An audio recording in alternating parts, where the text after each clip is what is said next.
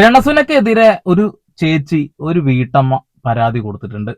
കരീഷ്മ എന്ന് പറയുന്ന അവരുടെ മാനേജറെ വിളിച്ച് സംസാരിക്കുകയും അവരോട് എന്തിനാണ് രേണുസുതിയെ ഈ രീതിയിൽ ആക്കിയെടുത്തത് എന്ന ചോദ്യം ചോദിക്കുകയും അതിന് വ്യക്തമല്ലാത്ത രീതിയിലുള്ള കുറച്ച് മറുപടികളും തരികയും ചെയ്തു. ഈ വീഡിയോയിൽ അവരുടെ ശബ്ദ സന്ദേശമാണ്.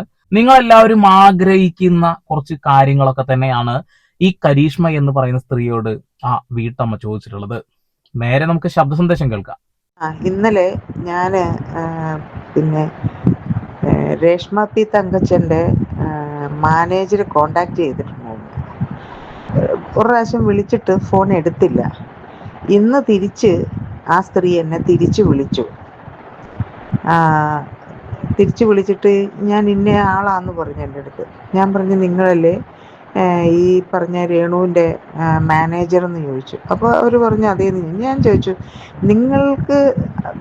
നിങ്ങൾ എന്തിൻ്റെ ബേസിലാണ് ഇവളുടെ മാനേജറായിരിക്കാൻ, എന്ത് ജോലിയിലാണ് എന്ത് ജോലി ചെയ്തിട്ടാണ് ഇവൾക്ക് മാനേജറായിട്ട് ഇരിക്കുന്നതെന്ന് ഞാൻ ചോദിച്ചു. അത് ഞാൻ വർക്കുകളൊക്കെ പിടിച്ചു കൊടുക്കും. ഞാൻ ചോദിച്ചു എന്ത് വർക്കുകളാണ് നിങ്ങൾ പിടിച്ചു കൊടുക്കുന്നതെന്ന് ചോദിച്ചു. ഞാൻ ചോദിച്ചു നിങ്ങൾ ഈ ബാറിൽ ഇതുപോലുള്ള കുൽസിത പ്രവൃത്തികൾക്കല്ലേ നിങ്ങൾ അവൾക്ക് ഈ വർക്ക് പിടിച്ചു കൊടുക്കുന്നതെന്ന് ഞാൻ ചോദിച്ചു. അതല്ല, അങ്ങനല്ല, അവൾക്ക് പിന്നെ ദുബായിലോ അവിടെ ഇവിടെയൊക്കെ ഉള്ള ഓരോ വർക്കുകൾ പിടിച്ചു കൊടുക്കുന്നത്. അവൾക്കൊരു വിധവയല്ലേ, ആണ്, 2 പിള്ളേരുണ്ട്, പിള്ളേരെ വളർത്തണ്ടേന്ന്. ഞാൻ ചോദിച്ചു ഈ നാട്ടിലെല്ലാവരും വിധവകളുണ്ട്, ഞാനൊരു വിധവയാണ്. ഞങ്ങളാരും ഇതുപോലെ പൂക്കളും കാണിച്ചു, വയറും കാണിച്ച്, ബാറിൽ പോയി ഡാൻസും ചെയ്തു ഒന്നുമല്ല ഞങ്ങളാരും മക്കളെ വളർത്തി. അതല്ല, അന്തസ്സായിട്ട് ജോലി ചെയ്താണ് മക്കളെ വളർത്തി. എനിക്കൊരു മോനുണ്ട്, മോനെ വളർത്തി പഠിപ്പിച്ചു നല്ല നിലയിലാക്കിയെന്ന് ഞാൻ പറഞ്ഞു.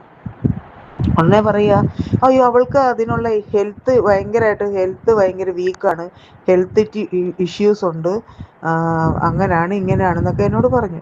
ഞാൻ പറഞ്ഞു എന്ത് ഹെൽത്ത് ഇഷ്യൂ? ഇവൾക്ക് 3-4 ആണുങ്ങൾ ഇവളെ വട്ടമെടുത്തിട്ട് അങ്ങോട്ടെറിഞ്ഞു ഇങ്ങോട്ടെറിഞ്ഞു. ഈ ആണുങ്ങളുടെ ചുമലെ ചാരി നടക്കുന്നതിന്, ഈ ആണുങ്ങളുടെ കൂടെ പോയി ഫ്ലാറ്റ് ഷെയർ ചെയ്യുന്നതിനൊന്നും ഇവൾക്ക് ഒരു ഹെൽത്ത് ഇഷ്യൂ ഇല്ല.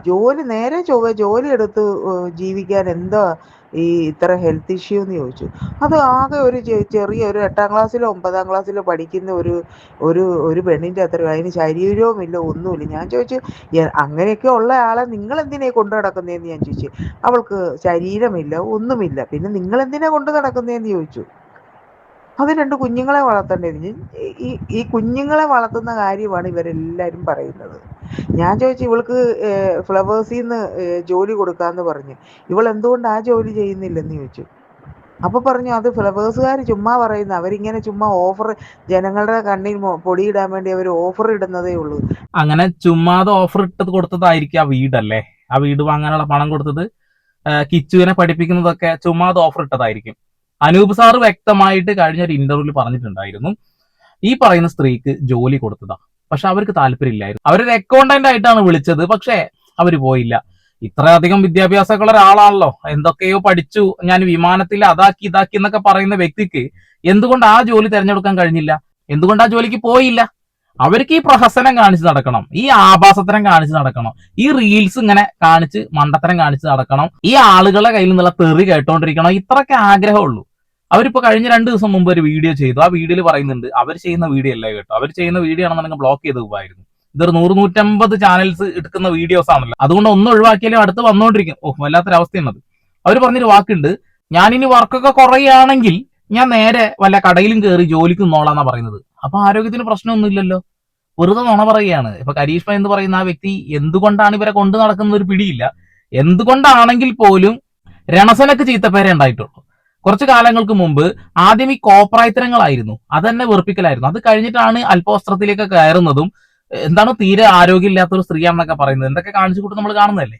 ഇപ്പൊ അതാ ഫ്ലവേഴ്സ് ചാനലും കള്ളന്മാരാണെന്ന രീതിയിലാണ് പറയുന്നത്. സഹായിച്ച ആളുകളെ, മാനേജറെ വല്ലാത്ത ഒരു ടീം തന്നെ ഏട്ടങ്ങൾ, എല്ലാവരും കണക്കാണല്ലോ. ഇങ്ങനെയാണ് പറയുന്നത്.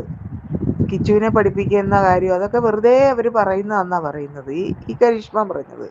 ഞാൻ ചോദിച്ചു നിങ്ങൾ ഇവളെ കൊണ്ട് നടക്കുന്നു, കൊണ്ട് നടന്ന് നിങ്ങൾ ഇതുപോലെ നിങ്ങളുടെ ക്ലീവേജ് കാണിക്കുമോ എന്ന് ചോദിച്ചു. നിങ്ങളുടെ വയറ് കാണിക്കുമോ, നിങ്ങളുടെ പൊക്കിള് കാണിക്കുമോ, അല്ലെ നിങ്ങൾക്ക് ഒരു മകളുണ്ടെങ്കിൽ നിങ്ങളുടെ മകളെ നിങ്ങൾ സമ്മതിക്കുമോ, ഇതുപോലത്തെ പണി ചെയ്യാൻ സമ്മതിക്കുമോ എന്ന് ചോദിച്ചു.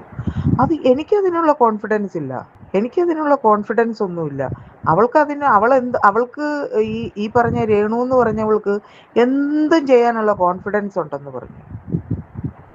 എന്തും ചെയ്യാനുള്ള കോൺഫിഡൻസ് ഉള്ളത് കൊണ്ടാണ് അവള് എന്തും കാണിക്കുന്നതെന്ന്. അയ്യോ, എന്തൊക്കെയാടാ കേട്ടോണ്ടിരിക്കുന്നേ?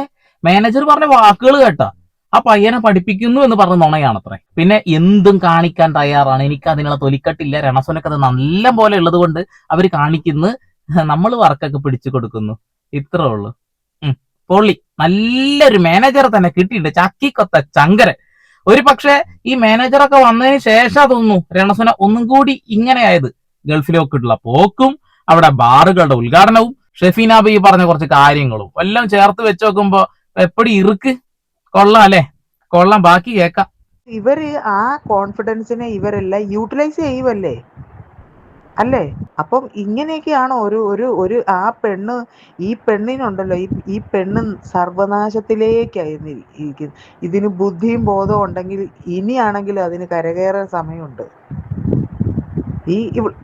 അവൾ എന്ത് വേണമെങ്കിലും ചെയ്തോട്ടെ. അവള് വിചരിക്കുവോ, ഇല്ലെങ്കിൽ ബാറിൽ പോയി ഡാൻസ് ചെയ്യുവോ, വെള്ളമടിക്കുവോ, എന്ത് വേണേ, ഇതൊക്കെ അവൾക്കുടെ സ്വകാര്യമായ കാര്യമാണ്.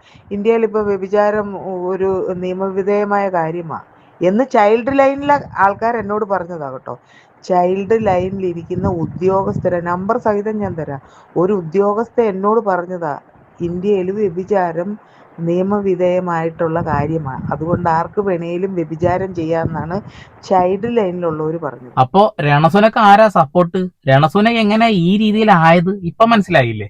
നല്ല അടിപൊളി ഒരു മാനേജറെ കിട്ടിയിട്ടുണ്ട്, ഒരുമിച്ചിരുന്ന് കഥ പറയാനും ചായ കുടിക്കാനും പിന്നെ എന്തെങ്കിലുമൊക്കെ അതിനൊക്കെ മാനേജറെ കോണ്ടാക്ട് ചെയ്യാനാ പറയുന്നുള്ളത്. ഇപ്പൊ മാനേജറുടെ നമ്പറാണ് അവരുടെ ഐഡിയിലുള്ളത്. ആ നമ്പറിലേക്കാണ് പല ആളുകളും വിളിച്ച് പല കാര്യങ്ങളും ചോദിക്കുന്നത്. അങ്ങനെ ഈ അമ്മച്ചി ചോദിച്ച ചോദ്യങ്ങളുടെ മറുപടി നിങ്ങൾക്ക് സന്തോഷമായില്ലേ? നിങ്ങളൊക്കെ ചോദിക്കാൻ ആഗ്രഹിച്ച പല കാര്യങ്ങളും ചോദിച്ചില്ലേ? കഴിഞ്ഞില്ല, ഇനിയും ചോദിക്കുന്നുണ്ട്. നിങ്ങൾ ആഗ്രഹിക്കുന്ന അതേ ചോദ്യങ്ങൾ കേൾക്കാം. കാരണം ഞാൻ ചൈൽഡ് ലൈനിൽ പരാതി ഇവൾക്കെതിരെ കൊടുത്തിരുന്നു. ഇവൾക്കെതിരെ ഞാൻ ചൈൽഡ് ലൈനിൽ പരാതി കൊടുത്തിട്ടുണ്ട്, കസ്റ്റംസ് ഇന്റലിജൻസി കൊടുത്തിട്ടുണ്ട്, പിന്നെ ഓറൽ കംപ്ലൈന്റ് പിന്നെ തൃക്കോടിത്താനം പോലീസ് സ്റ്റേഷനിൽ കൊടുത്തിട്ടുണ്ട്, കോട്ടയം സൈബർ സെല്ലിൽ കൊടുത്തിട്ടുണ്ട്. ഇതൊക്കെ നമ്മൾ വിളിച്ചു ചോദിക്കുമ്പോൾ എല്ലാം അന്വേഷിച്ചോണ്ടിരിക്കുക. ഇവളുടെ വീഡിയോസ് കാര്യങ്ങളെല്ലാം നോക്കി അവൾ അന്വേഷിച്ചോണ്ടിരിക്കുക എന്നാ പറയുന്നത്. ചൈൽഡ് ലൈൻകാർ പറഞ്ഞിരിക്കുന്നത് എന്തായാലും ഈ കാര്യം അന്വേഷിച്ച് ഇവൾക്ക് കുട്ടിയുടെ കാര്യത്തിൽ ഞാൻ പറഞ്ഞ ആ കുട്ടിയെ നോക്കുന്നില്ല, 24 മണിക്കൂർ കുട്ടി മൊബൈലിൽ അഡിക്റ്റ് ആണ്. പിന്നെ ഈ കുട്ടിയുടെ കാര്യവും പറഞ്ഞാണ് ഇവള് നാട് നീളെ കൊച്ചിനെ നോക്കാതെ നാട് നീളെ നടക്കുന്നതെന്ന് പറഞ്ഞു. അങ്ങനെ അവരെ അന്വേഷിക്കാന്ന് പറഞ്ഞിട്ടുണ്ട്. പക്ഷെ അവര് പറയുന്നത് ഒരു സർക്കാർ ഉദ്യോഗസ്ഥയായ ഒരു സ്ത്രീ പറയാമോ വ്യഭിചാരം ഇന്ത്യയിൽ നിയമവിധേയമാണെന്നോ? ഇതൊക്കെയാണോ എന്തോ ഇതൊക്കെ ഈ ഉദ്ദേശിക്കണേന്ന് എനിക്ക് മനസ്സിലാവുന്നില്ല. പിന്നെ അങ്ങനെ ഉണ്ടെ പിന്നെ വ്യഭിചാരത്തിന് എന്തിനാ ഇവര് പോലീസുകാർ കേസെടുക്കുന്നു? ഓരോരുത്തരെയും എവിടെയെങ്കിലും ഒക്കെ ഇട്ട് പിടിക്കപ്പെട്ടു കഴിയുമ്പോൾ വ്യഭിചാരത്തിന് കേസെടുക്കുന്ന എന്തിനാ? എങ്കിൽ ഇവൾക്ക് തൊഴിലാളിയാന്നുള്ള കാർഡ് കൊടുക്കട്ടെ, ഈ രേണുവിന് കാർഡ് കൊടുക്കട്ടെ, എന്നിട്ട് ഇവൾ എന്ത് വേണമെങ്കിലും അർമാദിക്കട്ടെ.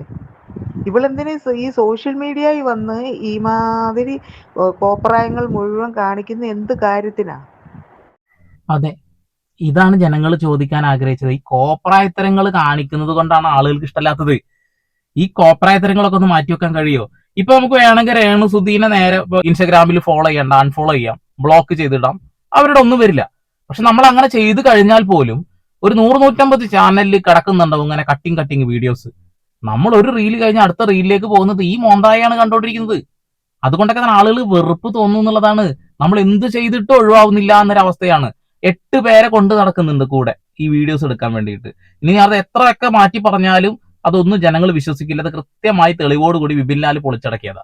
ആ ഒരു ഇൻസിഡന്റിന് ശേഷം ഒരു ഇന്റർവ്യൂ കൊടുത്തതിന് ശേഷം പിന്നെ വിപിൻ ലാലിനെ കണ്ടിട്ടില്ല. അയാൾ വലിയ തെളിവ് മലത്തും എന്നൊക്കെ പറഞ്ഞിട്ട് ഒരു മലത്തലും കണ്ടില്ല. അതവിടെ നിൽക്കട്ടെ, നമുക്ക് ബാക്കി കൂടി കേൾക്കാം, എന്നിട്ട് സംസാരിക്കാതെ നല്ലേ.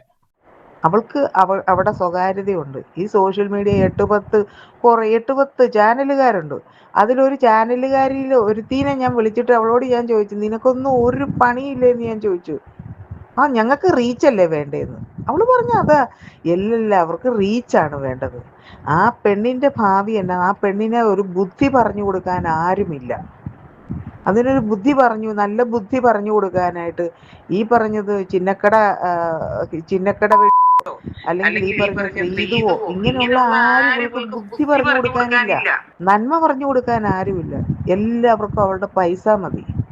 ഞാൻ പറഞ്ഞു, ഞാനത് നമ്മള് അതാത് അതോറിറ്റി, ഇനി ഇവളുടെ പോക്കും വരവും ഒക്കെ പോലീസുകാര്, അല്ലെങ്കിൽ പോലീസുകാരെന്നല്ല, എയർപോർട്ടിലെ ഉദ്യോഗസ്ഥരും എല്ലാവരും ചെക്ക് ചെയ്താണ് എനിക്ക് ഇനി അവിടെ വരവും പോക്കും ഒക്കെ. ഇവള് പണ്ടത്തെ പോലെ സ്വർണ്ണം ഇവിടെ കൊണ്ടുവന്ന് ചേടത്തി മേടിച്ചു തന്നാന്നും അനിയത്തി മേടിച്ചു തന്നാന്നൊന്നും പറയാൻ പറ്റത്തില്ല. 1 പവൻ കൊണ്ടുവന്നാലും അത് ഇട്ടോണ്ട് പോകുന്നതല്ലാതെ ഇങ്ങോട്ട് തിരിച്ച് പുതിയത് ഇട്ടോണ്ട് വന്നാൽ അതിന് ചോദ്യമുണ്ടാവും. നമുക്ക് കാണാം എത്രത്തോളം ഇവളിങ്ങനെ പോകുമെന്ന് അറിയണം. നാട്ടുകാരെ എല്ലാവരും വെല്ലുവിളിച്ച് ഇവൾ എത്രത്തോളം പോകുമെന്ന് നമുക്ക് നോക്കാം. അതെ, നമുക്ക് നോക്കാം എത്രത്തോളം ഈ ഒരു പ്രഹസനം കാണുമെന്ന് നമുക്ക് നോക്കാലോ. ഇപ്പൊ നിങ്ങളൊക്കെ പറയാൻ ആഗ്രഹിച്ച പല കാര്യങ്ങളും ഈ അമ്മച്ചി പറഞ്ഞിട്ടുണ്ട്. കേസ് കൊടുത്തിട്ടുണ്ട്, സൈബർ സെല്ലിൽ കൊടുത്തിട്ടുണ്ട്, പോലീസ് സ്റ്റേഷനിൽ കൊടുത്തിട്ടുണ്ട്, പല രീതിയിൽ. ഇപ്പൊ കസ്റ്റംസിലടക്കം ആ ഒരു കേസ് പോയിട്ടുണ്ട്, ഇന്റലിജൻസിലടക്കം കേസ് പോയിട്ടുണ്ട് എന്നുള്ളതാണ്. ഇപ്പൊ എന്തുകൊണ്ടാണ് ഇവരെ വിദേശ രാജ്യങ്ങളിലേക്ക് ആരും ക്ഷണിക്കാത്തതെന്ന് മനസ്സിലായില്ലേ? അപ്പൊ ഷെഫീന ബീവി കൊണ്ടുവന്ന ശബ്ദ സന്ദേശങ്ങളിൽ എന്തോ സത്യമുണ്ട് എന്ന് മനസ്സിലായല്ലോ അല്ലെ? ഇപ്പൊ ദുബായും ഇല്ല, UK ഇല്ല, ഒരു തേങ്ങാക്കൊലി ഇല്ല, ഇവിടെ തന്നെ. ഇപ്പൊ വരുമാനം ഒന്ന് നിലച്ചിട്ടുണ്ട് എന്നുള്ളതാണ്. അത് എന്തുകൊണ്ടാന്ന് വെച്ചിട്ടുണ്ടെങ്കിൽ സബ്സ്ക്രിപ്ഷൻ നല്ല രീതിയിൽ ഇടിഞ്ഞു പോയിട്ടുണ്ട്. കഴിഞ്ഞ വീഡിയോയിൽ പറഞ്ഞതുപോലെ തന്നെ അധികം വൈകാതെ ഇൻസ്റ്റഗ്രാം പൂട്ടിക്കെട്ടാനുള്ള സാധ്യതകളൊക്കെ കാണുന്നുണ്ട്. ഈ തെറിവിളി കുറച്ച് കൂടുതലായിട്ട് ഇപ്പൊ കാണുന്നുണ്ട്. എന്തുകൊണ്ടാണെന്ന് അറിയില്ല, ഈ ഫ്രസ്ട്രേഷൻ കാരണം കൊണ്ടൊക്കെ ആയിരിക്കാം. പിന്നെ കൊല്ലസുദ്ധി തന്നെ മുന്നേ പറഞ്ഞിട്ടുണ്ട് എന്തൊക്കെയോ മരുന്നൊക്കെ കഴിക്കുന്ന ആളാണെന്നുള്ളത്. ഇപ്പൊ മരുന്നും കാര്യങ്ങളൊന്നും കഴിക്കുന്നില്ല. അതിന്റെ ഭാഗമായിട്ടുള്ള എന്തെങ്കിലുമൊക്കെ ആണോ എന്നറിയില്ല. എന്തായാലും ഈ വെറുപ്പിക്കൽ ആളുകൾക്ക് തീരെ അങ്ങ് പിടിക്കുന്നില്ല. അതുകൊണ്ടൊക്കെ തന്നെയാണ് ആളുകൾ നിരന്തരം തെറി വിളിക്കുന്നതും ഇങ്ങനെയുള്ള പരാതികൾ കൊടുക്കുന്നതും. ഈ വീഡിയോയിൽ പ്രധാനമായിട്ടും പറഞ്ഞുള്ള കാര്യം എന്താ വെച്ചിട്ടുണ്ടെങ്കിൽ, രേണുസുതി അല്ലാതെ ഇഷ്ടം പോലെ കണ്ടന്റുകൾ ചെയ്യാറുണ്ട്. നീ രേണുസുതിയെ കുറിച്ച് മാത്രമാണോ ചെയ്യുന്നത് ചോദിക്കുന്ന ആളുകളോട് ഇഷ്ടം പോലെ കണ്ടന്റുകൾ ചെയ്യാറുണ്ട്. നമുക്ക് രണ്ടാമതൊരു ചാനലുണ്ട്, ആർട്ട് കഫേ എന്നാണ് ചാനലിന്റെ പേര്. ആ ചാനൽ വഴി നമ്മൾ വീഡിയോസ് ചെയ്തുകൊണ്ടിരിക്കുന്നുണ്ട്. ഏകദേശം 10-16,000 സബ്സ്ക്രൈബേഴ്സ് ഉള്ള ഒരു ചാനലാണ്. നിങ്ങൾ ആ ഒരു ചാനലും കൂടി കയറി നോക്കി കഴിഞ്ഞാൽ വ്യത്യസ്തമായ പല കാര്യങ്ങളും ചർച്ച ചെയ്യുന്നുണ്ട്. അതുകൂടിയും കാണാം. പിന്നെ ഈ ചാനലിൽ ഞാൻ എന്റെ രാഷ്ട്രീയ നിലപാട് വെളിപ്പെടുത്തിയ ഒരു ചാനലാണ്. ഈ രാജ്യത്ത് നടക്കുന്ന പല കാര്യങ്ങളും ചർച്ച ചെയ്യുന്നുണ്ട്. അതിനൊന്നും ഇത്രമാത്രം വ്യൂവർഷിപ്പ് ഇല്ല എന്നുള്ളത് വളരെ വേദനിപ്പിക്കുന്ന ഒരു കാര്യമാണ്. എന്നിട്ടോ രേണുസുതിയെ മാറ്റിപ്പിടിക്കുക എന്ന് പറയുന്ന ആളുകൾ പോലും രേണുസുതിയെ കുറിച്ചൊരു വീഡിയോ ചെയ്യുമ്പോൾ അത് ഓടി വന്ന് കാണുകയും കമന്റ് ഇടുകയും ചെയ്യുന്നുണ്ട്. നേരെ തിരിച്ച് മറ്റുള്ള വീഡിയോസിനൊന്നും ആർക്കും ഒരു താല്പര്യമില്ല. അപ്പോൾ ഞാൻ ഈ വീഡിയോ മാത്രം ചെയ്ത് ജീവിക്കുന്ന ഒരാളാണെന്ന് പറയുന്ന ആളുകളോട് പറയാനുള്ളത്, ചാനലൊന്ന് പരിശോധിച്ചാൽ കാണാൻ കഴിയും. ഒരുപാട് വിഷയങ്ങളെ കുറിച്ച് ഞാൻ സംസാരിക്കാറുണ്ട്. അതിനി സംസാരിച്ചു കൊണ്ടേയിരിക്കും. രേണുവിന്റെ വിഷയവും സംസാരിച്ചു കൊണ്ടേയിരിക്കും. സോഷ്യൽ മീഡിയയിൽ വൈറലായി നിൽക്കുന്ന വിഷയങ്ങളും നമ്മുടെ ചർച്ചാ വിഷയമാണ്. ഇനി നിങ്ങൾ തന്നെ അഭിപ്രായം പറ. നിങ്ങൾ പറയാൻ ആഗ്രഹിച്ച പല കാര്യങ്ങളും ഈ അമ്മച്ചി പറഞ്ഞിട്ടില്ലേ എന്നുള്ളത്. ഇനി നിങ്ങൾക്ക് എന്തെങ്കിലും പറയാനുണ്ടെങ്കിൽ ഒന്ന് കമന്റ് ബോക്സിൽ വരിക. അപ്പൊ വീണ്ടും വരെ പുതിയ വാർത്താവിശേഷങ്ങളുമായി സന്ദീപ് എടപ്പാൾ സൈനിങ് ഓഫ്.